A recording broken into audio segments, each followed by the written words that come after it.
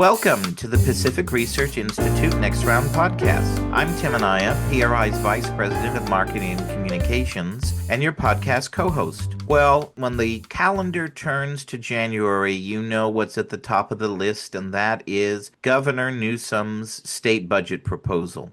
And on Friday, the governor released his final state budget plan, though interestingly, he did not take the opportunity to present the plan himself. And our listeners may remember, the governor has been wont to uh, have 2 or 3 hour presentations where he would go through his budget plan in painful detail.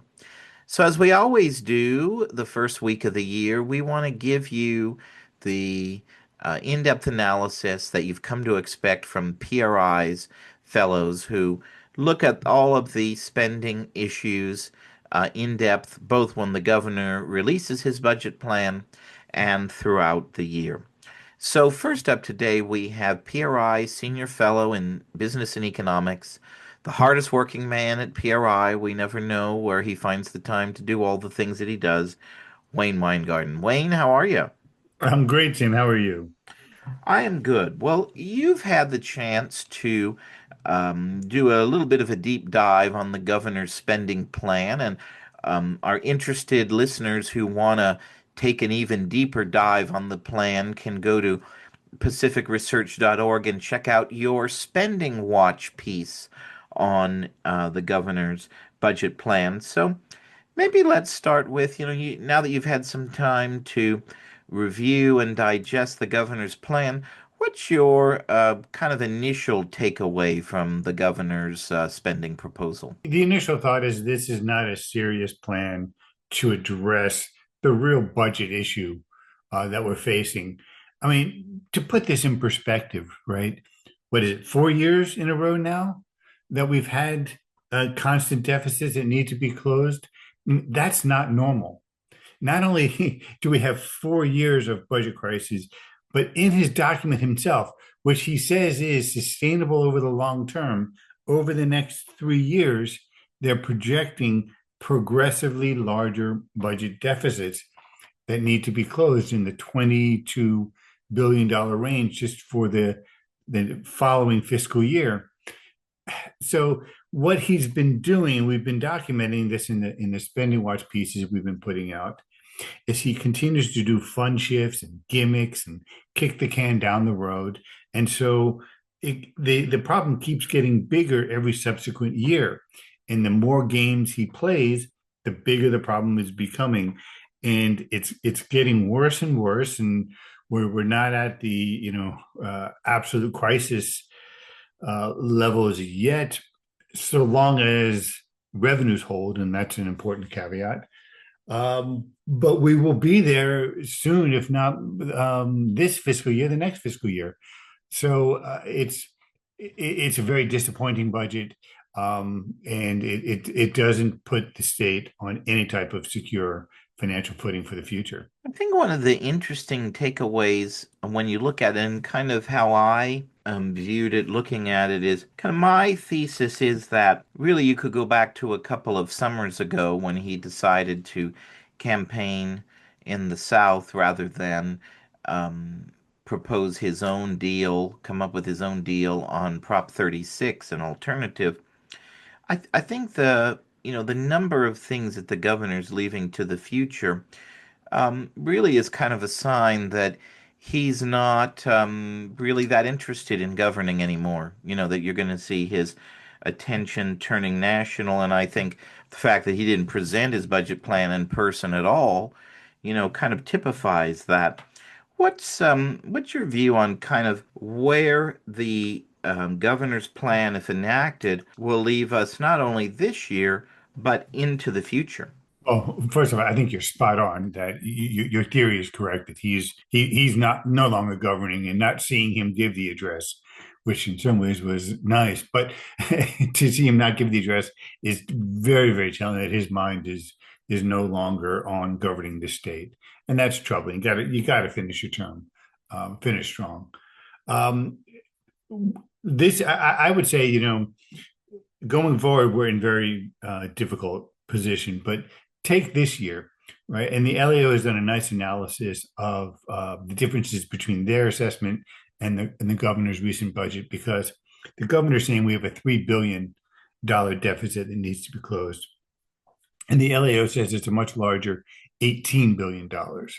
And the main difference, and there's lots of little, other things that matter, but the main difference are revenues. And what we've seen is a huge spike in revenues that's coming in this year because of the AI boom. And that's when the governor talks about revenue volatility, this is it. But this is the upside where it always confuses politicians because they see all this money coming in and it's like a compulsion, right? I gotta spend it, I gotta spend it. And if you actually cared about revenue volatility like he claims, you don't spend on this upsurge because in a couple of months, in a year, whatever, however long it takes for this bubble to work itself out, the revenues are going to come down, and they're going to come down hard. And so that's what I'm saying. If that hits this year, the budget deficit of $18 billion might be small. We might be talking 20, 30 billion this year. If it hits next year, then that 22 billion might be upwards of $30 billion.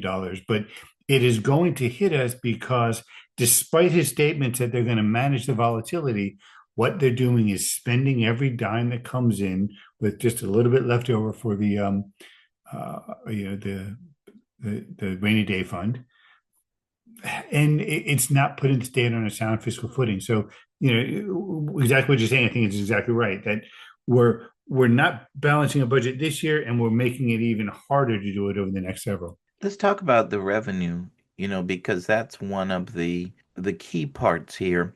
And it seems like the governor, in order to get his plan to balance at all on paper, he's relying on really unrealistic revenue surges that we've seen in recent months from the stock market, from revenue from AI. And he basically is counting on those revenue levels to continue at that level going forward. Boy, that seems very fishy to me. In fact, the LAO said that all the trends in the budget, quote, raise serious concerns about the state's fiscal sustainability. What do you make of the governor's revenue estimates? And what do you think is a more realistic estimate of kind of where we are and where we can expect to be in the year ahead? I think a more realistic, to start with that question, I think 20 billion below where we're saying. So instead of 140 billion, maybe 120 billion. I mean, you got to remember that not only, is this surge due to AI capital gains, and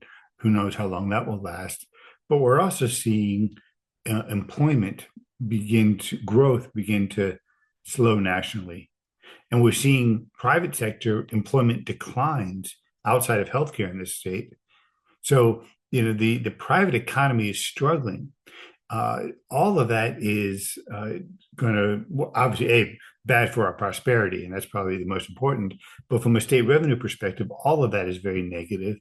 And we haven't even talked about the fact that just the possibility that there's going to be just this 5% wealth tax, which is just a horrible policy on so many levels, but just the potential that will make a ballot has already driven away several important billionaires out of our state, which, that type of capital is incredibly important for growth, for entrepreneurship, right? The next, AI is in San Francisco. If we chase away all of the billionaires, the next, the next technological leap won't be happening in San Francisco. It'll be happening in Austin, and all that economic growth.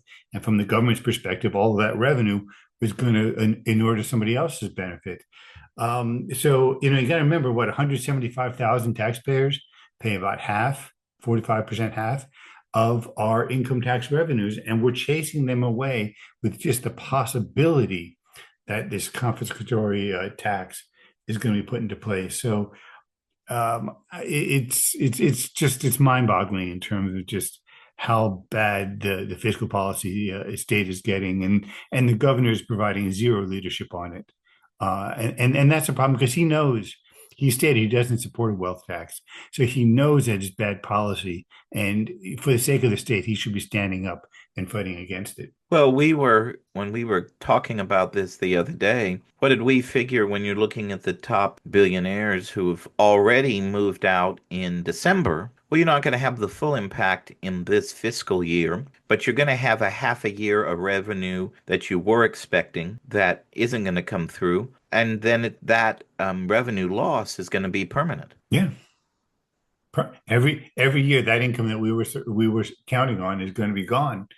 And with the people we're talking about, that could be substantial when we're talking about millions, potentially tens of millions in income tax revenue that we're not just walking out the door, we're chasing out the door. So let's talk about President Trump. Gavin Newsom is the number one critic of President Trump in the nation, and he likes to blame all of his misfortunes on President Trump, and there was no shortage of that in the budget presentation. What now that you've had a chance to go through the governor's plan, what's your view of that? How much of an impact on the budget is there from these sort of pronouncements from the Trump administration about withholding federal money for Californian changes that we saw in the One Big Beautiful Bill? Yeah, I mean, look, I have my concerns about the president's economic policy. I think his economic policy on that is terrible, and I think that national slowdown is more impactful on California than anything else. But the revenue declines is a red herring, and it's red herring because we have a $348 billion budget that he's proposing, and what they cite is the potential loss of a bit over $1 billion. I mean, so we're at a rounding error. We're not even up to 1% of revenue. So it's too small of an amount of what he's talking about to be kind of the driving issues in the state budget. I mean, what's driving the state budget is, we spend more than the vast majority of all the other states, and we get so little for it. I mean, we're up to what, 20, Lance would know best, but $27,000 per student, K through 12, and we have some of the worst outcomes in terms of education. I mean, homeless, we spent $27 billion, and the homeless population is exactly the same. This idea that throwing more money, that we can judge the effectiveness of our government by the amount that it spends, is a big part of our problem. And we need to actually start managing it for results, managing it for improving outcomes, and demanding that we improve the outcomes with spending less. And in most of these categories, there is no relationship between across the states how much is spent and what the outcomes are. It's the policies that you implement, and we need to start getting smarter in that way. But the idea that the administration's cuts are the reasons for the state's budget troubles that's just political pandering. So the administration says, well, you're going to see more ideas for closing some of these ongoing challenges in the May revise, but what can you really expect in the eighth year of a governorship? I think the whatever is enacted in June is going to be more of a kind of a get out of town budget and leave it to the next governor to deal with.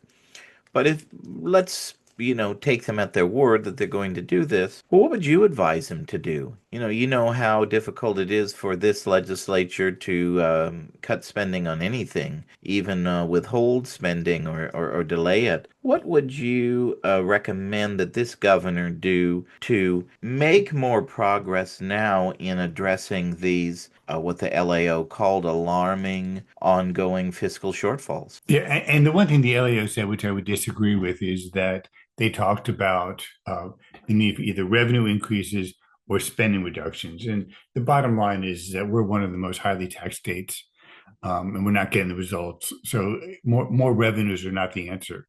And in fact, if you look at how much we're spending, right, we are spending significantly more now relative to our income than we typically do.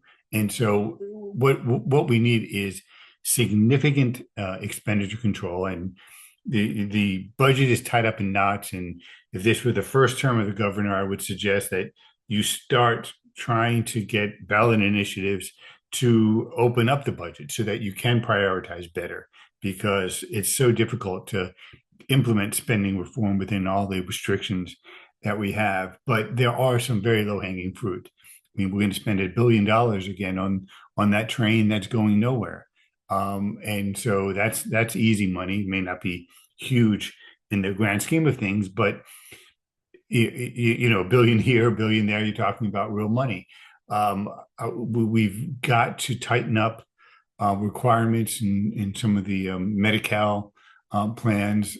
Extending it to uh, people who are undocumented is just it's not fiscally feasible, and we need to kind of draw that back. We need to education again. We need to tighten the budgets there. I mean, these are difficult decisions, but we're at a time where you have difficult decisions that need to be made. I mean, budgets are about prioritization.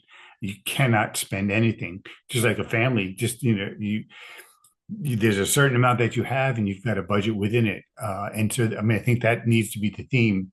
I guess I would leave it with, he keeps talking about how he's adding $3 billion to the rainy day fund, which is good, and that needs to happen. But he's also drawing down the basically kind of the economic securities fund. He's drawing that down by $21 billion, and the LAO says leaving that at $4.5 billion is normal, but we need better than normal in the current environment and given what's coming toward us. So I think they need to get enough expenditure control to keep another 10, 15, 20 billion in that fund so that we can actually create budget stability in terms of the spending over the next several years. And even if we keep it flat, and I would ideally keep that spending flat because it's grown so much over the last 10 years. Keeping it flat is still a significant increase over what we were spending it before. But keeping it flat so you create stability for the agencies. And we need to do better with less. And that just has to be the mantra. So finally, as we close, budgets are all about choices, and Right.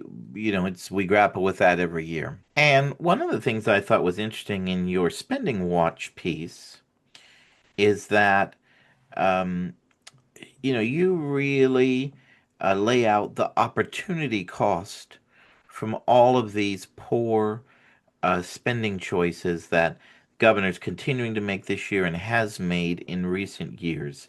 So why don't you kind of paint the picture? It doesn't have to be this way. What are some of the things that we're giving up as far as responsible and pro-growth economic policy by lacking the spending discipline as we do so badly here in California?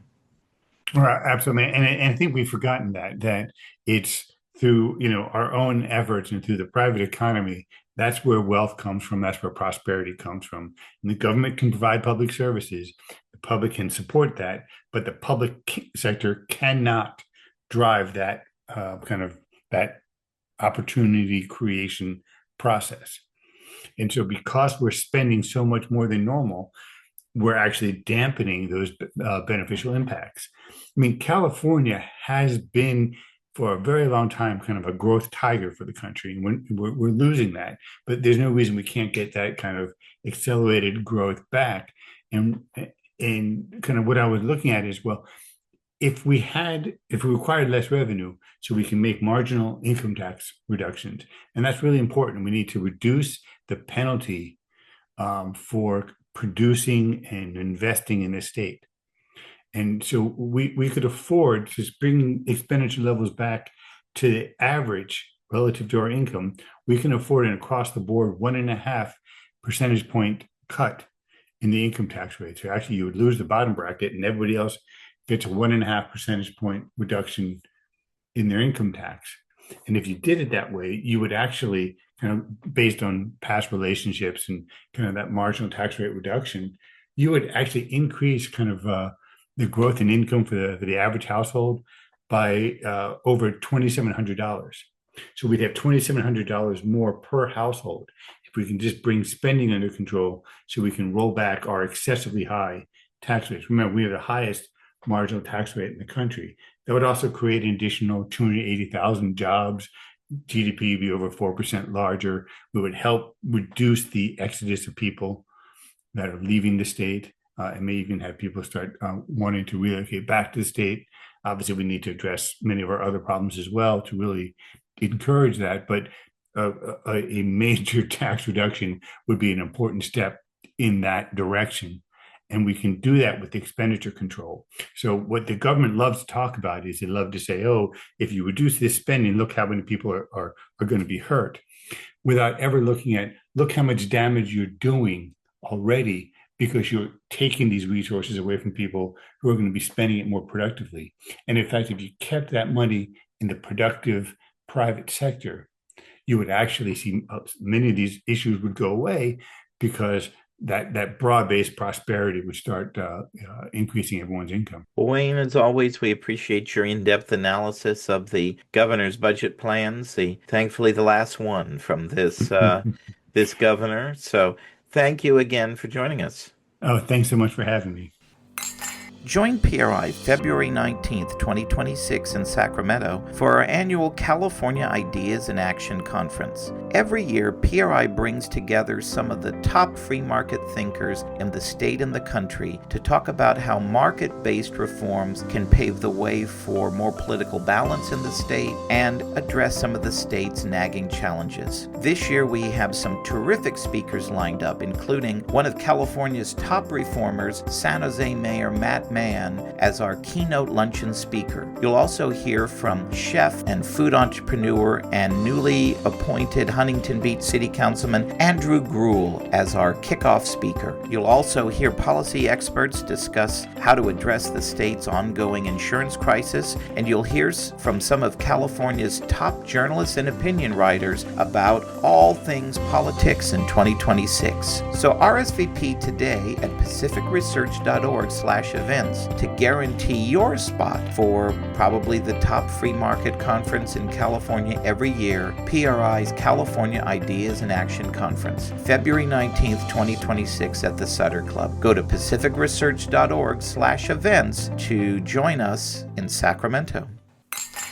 Next, we're pleased to have back with us Steve Smith, who is PRI's Senior Fellow in Urban Studies. And regular listeners to this podcast and readers of our Right by the Bay blog know that Steve writes regularly about all these topics related to criminal justice policy in California. And he wrote the terrific study a few years back called Paradise Lost, which goes through all of the criminal justice policy changes of the 2010s. Steve, it's great to have you back. Thanks, Tim. Good to be talking to you again. So, looking at the Newsom public safety budget, what are your initial thoughts? It seems like, when we have this discussion every year, there's always something related to, realignment and staffing levels in prisons and prison closures. And are we actually saving any money from those policy changes? And then, of course, you write a lot about the ongoing issues related to victim compensation. So what's your overall view of the Newsom public safety budget, and kind of what's new in those areas that you've been following these many prior months? Yeah, I mean, I'd like to say there was something new because that would indicate, a change in priorities on the part of the administration. So what we're seeing really is double downing on what hasn't worked over the last 5 or 6 years. The prison budget stands at about $14.2 billion, which is the lion's share of public safety spending. And despite the fact that the governor has closed 3 institutions and plans on closing another institution this year, there hasn't really been a corresponding cost savings to the taxpayers. I guess you could make the argument that the 500 or 600 million that the 4 closed prisons will save is a savings, but if your overall cost of running fewer prisons, remains the same or even creeps up a little bit, you kind of have to wonder about what's going on in terms of overall management of the correctional system. And certainly a big chunk of that is an aging inmate population. They're claiming that 19,000 inmates are 55 and older, and of course that drives healthcare costs, which are about 4 billion of that 14 billion. But that means per inmate healthcare spending is $44,000 per year. That's significantly more than your HMO is spending on you. So you kind of have to question, you know, how the state is spending that healthcare dollar. Are they spending it enough on preventative care? Why so much? Some other interesting things is, the Cal Victims Board is still reeling from the court decision requiring them to have held in-person hearings for claims they deny.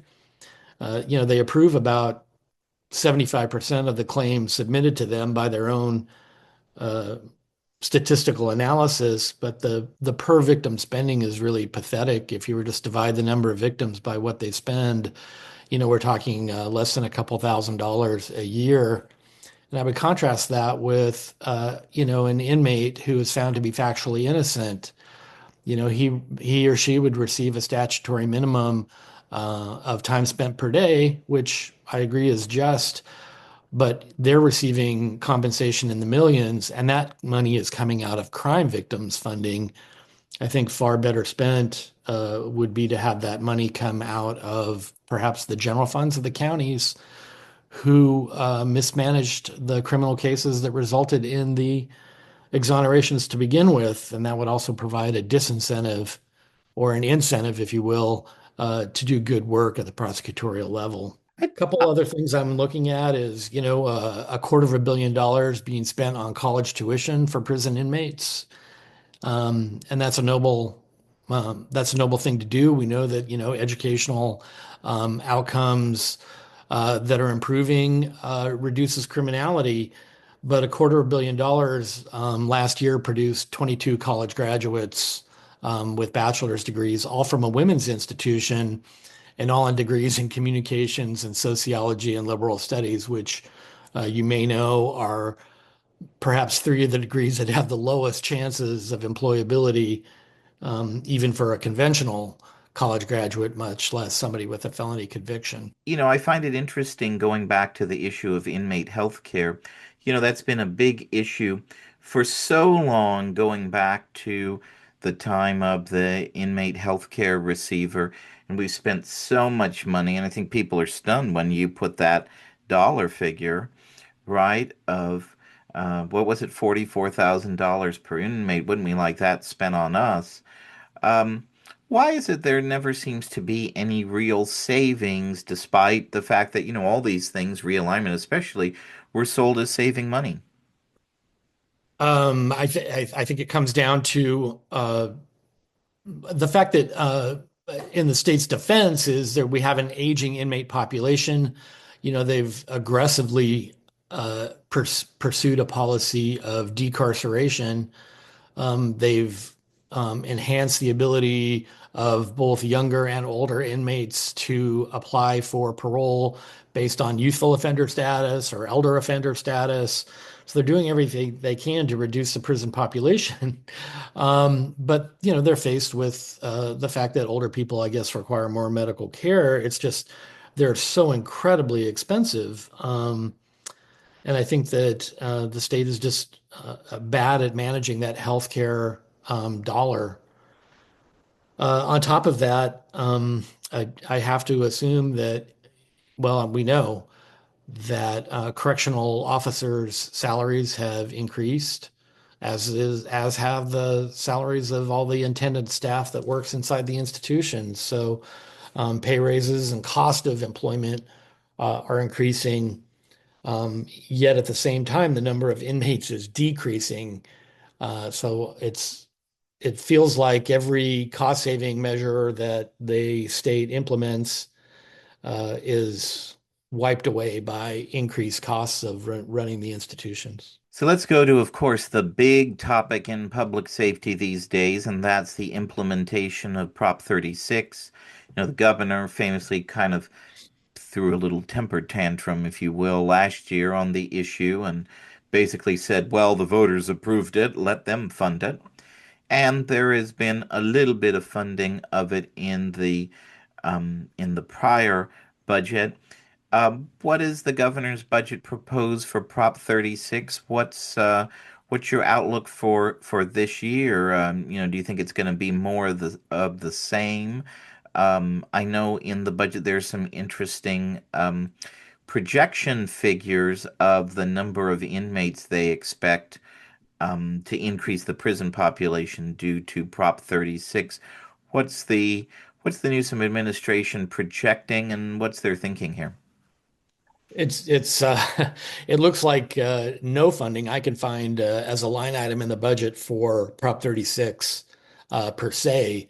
There is money, to offset the cost of enforcing retail theft, uh, money for combating gun violence, like we talked about, money for victim services, but nothing for Prop 36. What's ironic is the governor and his supporters who opposed Prop 36 predicted a dire increase in the prison population, and made that argument to the voters that it would increase the number of nonviolent inmates unnecessarily in prisons, and that just hasn't materialized.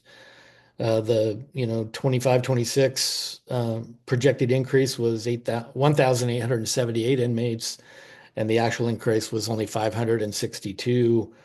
Um, Upon full implementation the following year, it was expected to be 3,597, and now the projection is only 1,200. So, despite, those predictions, the numbers of inmates actually sent to state prison is quite low. And retail thefts are dropping, at least again, reported retail thefts are dropping. I know law enforcement is doing what they can to encourage retailers and other crime victims, for that matter, to report crimes, because unless they do, it's hard to make policy decisions and it's hard to get a handle on criminal conduct if we don't have that data. That said, a lot of the people arrested for petty theft are addicts. In fact, 65% of prison inmates report having an addictive disorder of some kind. And if we don't get after that with treatment programs, I don't see how retail theft is going to continue to decline. And to that point, the governor's only committed 110 million to illicit drug enforcement, and 35 million for fentanyl enforcement. And that just seems really pathetic, given that, 350,000 Americans have died of fentanyl overdoses in the last 6 or 7 years. In addition to that, he's only committed $15 million to the National Guard to support law enforcement efforts in drug interdiction. And that's mostly, with the Army National Guard's program for the campaign against illegal marijuana production. So, altogether, 125 million for drug enforcement in California, outside, of course, of what local law enforcement already spends, is really just, budget dust. Well, once again, as we've discussed earlier in this podcast, it sounds like another kind of kick the can down the road, short-sighted budget proposal. And, despite the governor's budget spokesman saying, they're going to have some additional proposals in the May revise, well, the January budget doesn't make one very optimistic that things are going to be turned around when it comes to budget safety funding priorities. Yeah, I'd agree with you. And unless the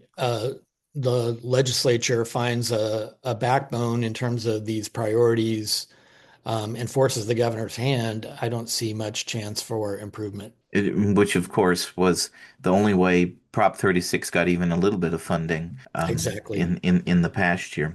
Well, Steve, thanks as always. And I know that our listeners can keep tabs on your writing on these and many other public safety topics at our Right by the Bay blog at pacificresearch.org. Thanks, Tim. Good talking to you, and look forward to keeping this argument going. We'll get back to Next Round in just a moment, but first, are you getting PRI's regular email updates? If not, go to pacificresearch.org and click the sign up button at the top of the page to get the facts you need to fight back delivered every week to your inbox. Every week, PRI sends you what you need to know about what's going on in Washington, D.C. and Sacramento, and gives you the free market ideas needed to save our state and our nation. By going to pacificresearch.org and clicking the sign up button, you can sign up to have Policy Alert, our weekly roundup of all the best ideas from PRI scholars delivered to your inbox. Or you can sign up for event updates so you're the first to know when PRI is coming to your community with great events. So sign up now at pacificresearch.org and click the sign up button at the top of the page to get PRI's content delivered to your inbox each week. Now we're joined by Lance Izumi, who is the Senior Director of PRI Center for Education. How are you today, Lance? Hey, I'm doing great, Tim. Always be happy to be on the podcast with you. Well, we wish you were here under better circumstances. We can imagine the look on your face when reviewing the Newsom education budget. And I know from my past time working in the governor's office, you always wanted to be able to say we have a record amount of per pupil spending and all these other wonderful nuggets, all related to education. So you've had a chance to do a bit of a deep dive into the Newsom education budget. What are some of your key takeaways from what the governor proposed? Well, first of all, you're right, Tim. You want to be able to say, you've got a record this or record that. And in the governor's case, and you look at the education budget, he can say that there are some records. Unfortunately, they're the records that you don't want to brag about. Yes, there's record spending, but you get record low return on that investment.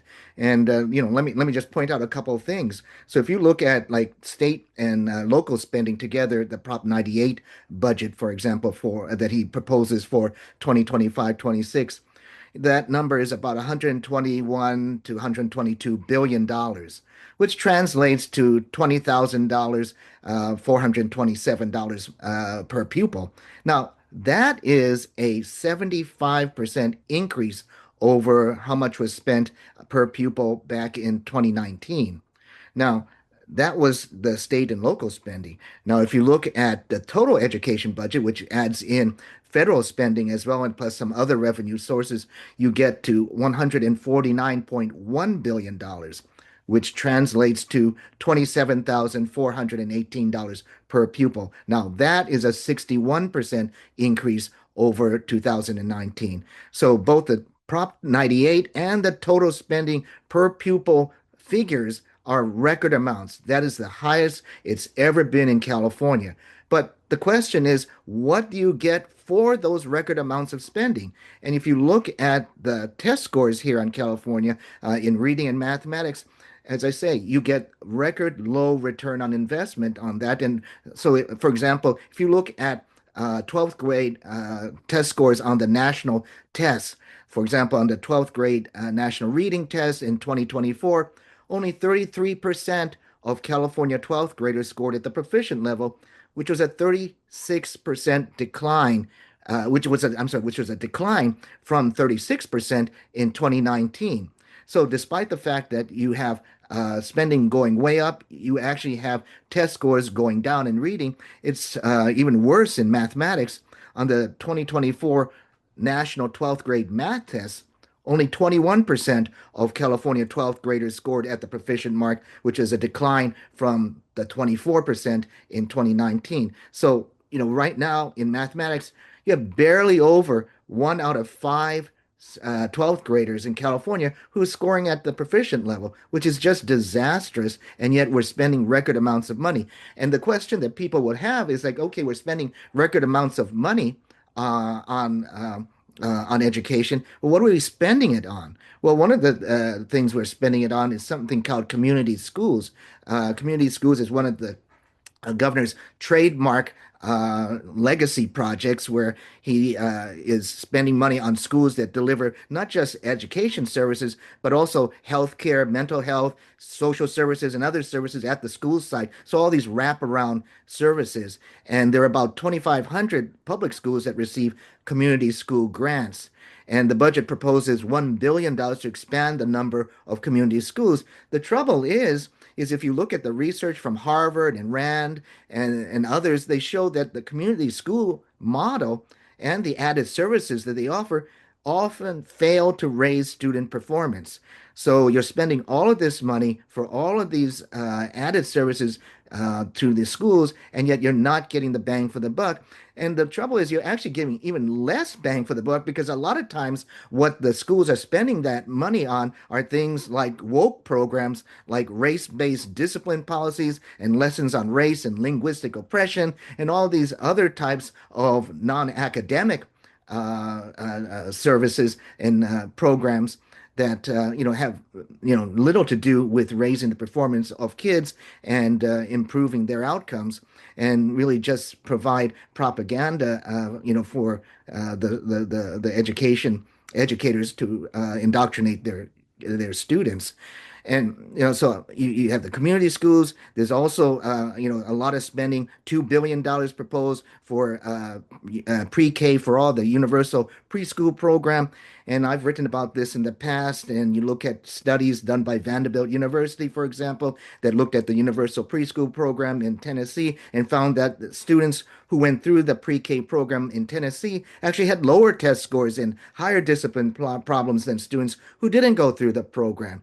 So again, all this money being spent on education here in California, we're not getting bang for the buck. It's not how much you spend, it's how you spend the money. And the last thing I'd point out is that the governor, if you look at his education budget summary, brags about the fact that they've added a lot of school staff since 2019. And this increase in school staffing has occurred despite the fact there's actually been a decline in enrollment. And this has led to a lower staff to student ratio, which is supposed to help improve student learning. But as I mentioned earlier, if you look at the test scores, actually since 2019, when the governor says that this increase in school staffing has occurred, test scores has actually gone down. So, be careful what you brag about in your own document. Look at the numbers to see what the results are for all that spending. And I think that it's a very dismal document, actually, when you look, below all of the braggadocio that is put out by the governor's press office. So another key thing the governor's proposing in the budget, and he also talked about in the state of the state, so he has a proposal to really move a lot of the boxes, change a lot of the boxes for the superintendent of public instruction and the Department of Education, but seems rather ambitious to lay out a proposal like that, well, Newsom really hasn't spent any time on in the first 7 years of his governorship, and to do that in the last year of his governorship.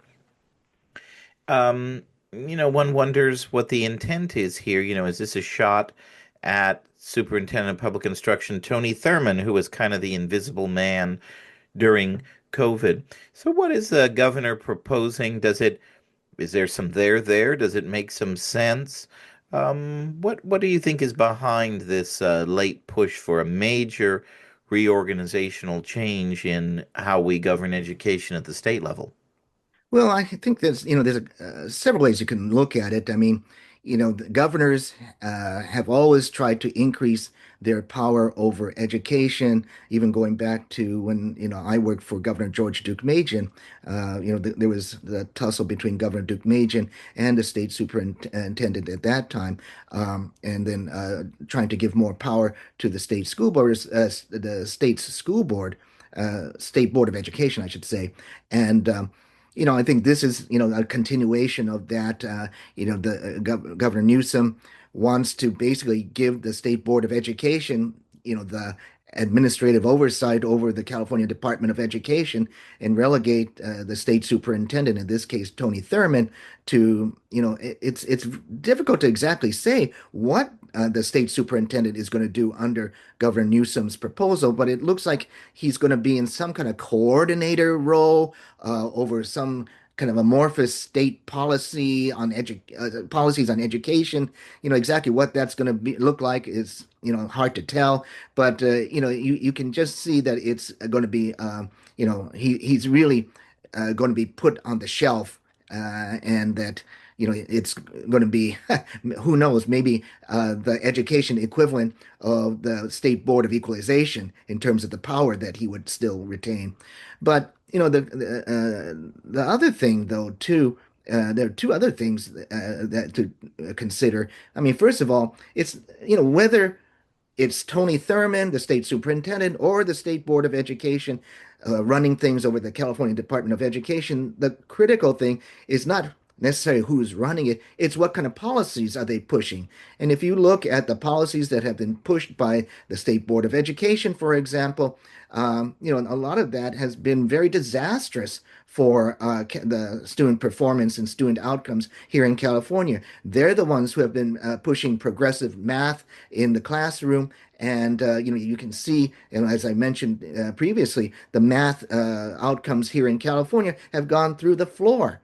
And that's all because, or in great part, because of what the State Board of Education has pushed, and these ineffective math methods that they have basically required for teachers to push in the classroom.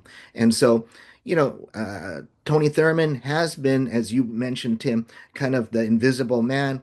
But, does that mean that it's going to be better with, Newsom's appointees running things? If you look at, again, at the results in the classroom, it's hard to have any confidence that things are going to get any better. The other thing to consider is that, and I don't know if Newsom's reasoning goes down this hole or not, but, one of the candidates who, has a decent chance certainly of making it into the runoff in the state superintendent's race is Sonia Shaw, conservative school board president from Southern California. And, does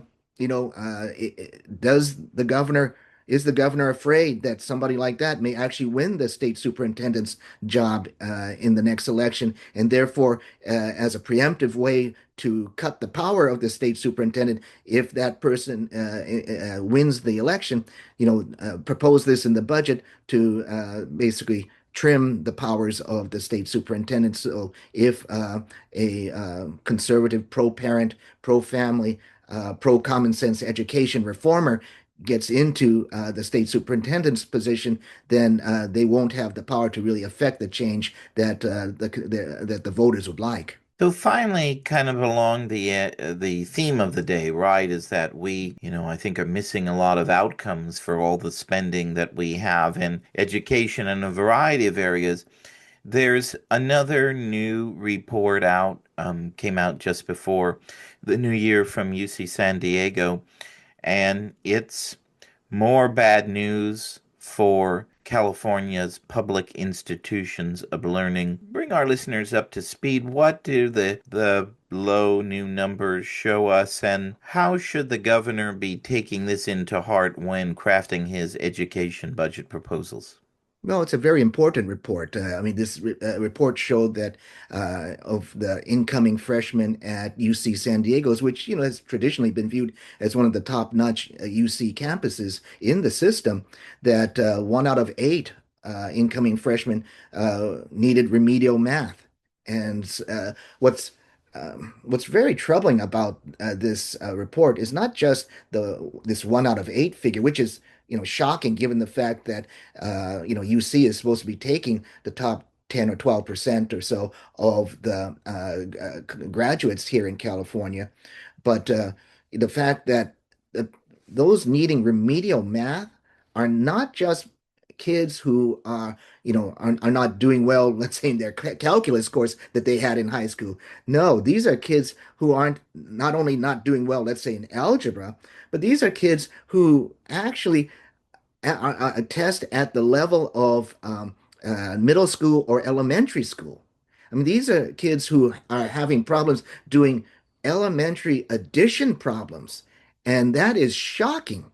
So, in fact, a good chunk of them are not up to snuff in either elementary or middle school mathematics, and yet here they are being admitted into one of the top UC campuses, and of course they're having to take remedial mathematics because of it. I think that's really a huge indictment of the California K-12 public education system, that you could have these kids going through K-12 and getting the grades that in order to get into a UC school like UC San Diego and still need remedial. I think that one of the shocking things is that if you look at the those 1 out of 8 students who entering freshmen who need remedial mathematics, a quarter of them actually had straight 4.0 grade averages in their mathematics courses in high school.